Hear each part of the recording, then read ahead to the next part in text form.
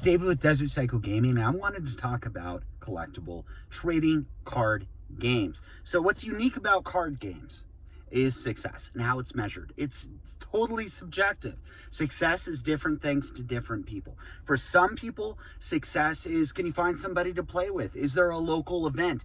Other people, how many products are sold in a quarter to the masses? Other people, how quickly does product sell off a shelf? And lastly, how much does it go up in price? Can it be accessible to buy and then flip for 25, 100% online? I'm not saying these are all measurements that I gauge something by, but these are all measurements that other people do, right? Players care about one thing, investors care about another, and flippers care about something different. And that's totally true across the spectrum with every single card game. Larger games inherently cater a little bit more to a reselling climate because of demand. Typically demand is huge. If we're talking about larger, let's talk about the biggest. Magic the Gathering, Pokemon, and Yu-Gi-Oh! Those are the big three. The biggest three out there, and they've all been around since the 90s. They're tremendous. In the United States, Magic and Pokemon are the biggest, but Yu-Gi-Oh! Is a massive following. Internationally, Yu-Gi-Oh! Is the biggest. So in terms of finding somebody to play with or finding an event, you're going to find it with those three. In terms of buying product and investing in it, they perform the most consistently over a long track record. If you're talking about quick movement, more recent games have moved faster over a shorter period of time, but we don't have a long range to gauge performance or speculate on. Metazoo, for example, came out about a year ago. A lot of the sets and cards have moved very dramatically, and they've peeled back a bit, but they're still up a ton from where they came out, with the exception of Wilderness. So the reason why I'm talking now about success in measurements is those big three are massive conglomerates. Pokemon is the largest media franchise in the world, and the demand is virtually insatiable. So they print hundreds of thousands of boxes, and over time, they go out of circulation. That's what they always do. Some go down for years, some trickle up indefinitely. It just depends on the product. With games like Metazoo, smaller games, and there's tons of card games I'm leaving out here. Tons, I know that. You can mention it in the comments, I know. There are dozens of cards games that are smaller, that have demand and people play them and they have events. They exist. But with the bigger games, they're gonna meet all these check boxes. But not every card game ends up deciding that they wanna go for that huge game, because it doesn't always make sense. So a smaller card game, for example, might have less people who want it, but the prices could go up higher than a larger card game if they're smaller print runs and the demand is way bigger than what the print size is. If there's only 10 people who want it, but they want it really bad and there's only one box, the prices could get nuts. That's just an example. It's a little bit exaggerated, but I think you get what I'm saying. So when you're talking about a 40, 30,000 print run size, but you have hundreds of thousands of people who are interested in the product, prices will move pretty quick because everybody wants the product. When you've got 10 million players or 20 million players out there who may not buy all the time and consistently, who aren't brand loyal and just dedicated to it, 250,000 boxes will go, but you're not going to see as dramatic price swings. Some of the smaller card games do better by staying smaller, by keeping the print runs small, and they don't have those massive multi-million-dollar die-hard customer base, but they've got enough.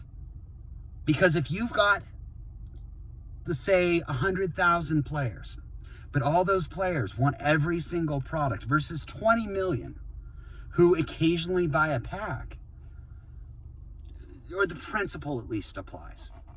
If you have dedicated people, smaller can make more sense. Advertising is expensive. Expanding is expensive. Events are expensive.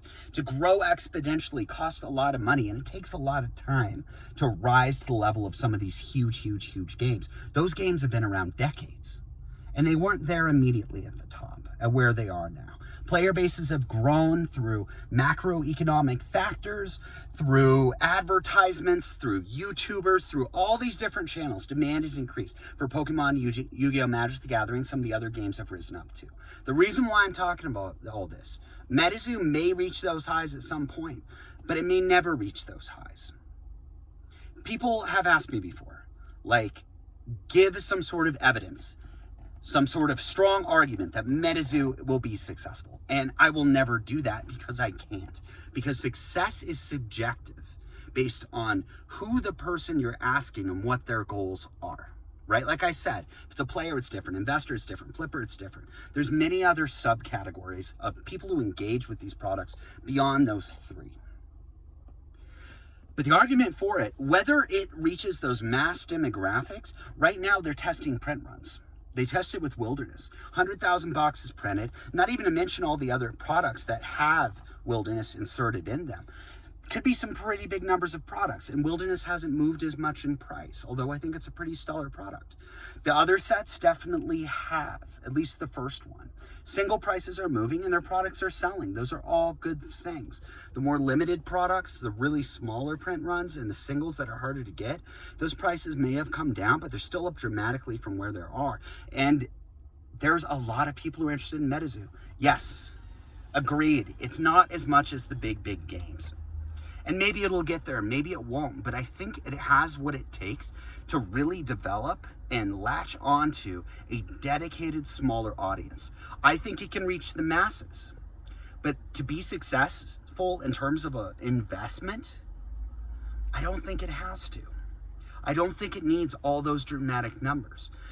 If it's gonna go for the moon, there's a lot of things that are gonna have to happen in terms of more sophisticated distribution, multi-channel promotion, whether that's video games or different types of Metazoo products, to bring it into the forefront as a household name, which it is not currently.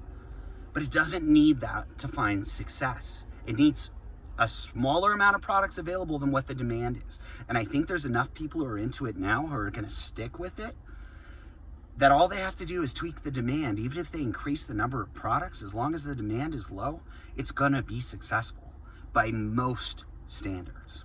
So this is just my opinion.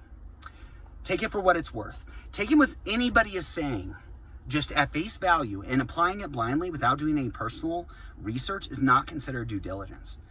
A lot of people talk about stuff on eBay as armchair experts. I'm not saying I'm not that. What I am saying is this is my opinion. It's not investment advice. So I thought it was worth mentioning. You know, people are talking about Metazoo's failed, it's downhill, Metazoo's going to the moon. All these different opinions about Metazoo. Maybe it's not as extreme. It could be. But just know, in my opinion, for it to be successful and for it to retain value and grow over time, I genuinely do not necessarily believe it needs to be such an expansive enterprise as those other big games.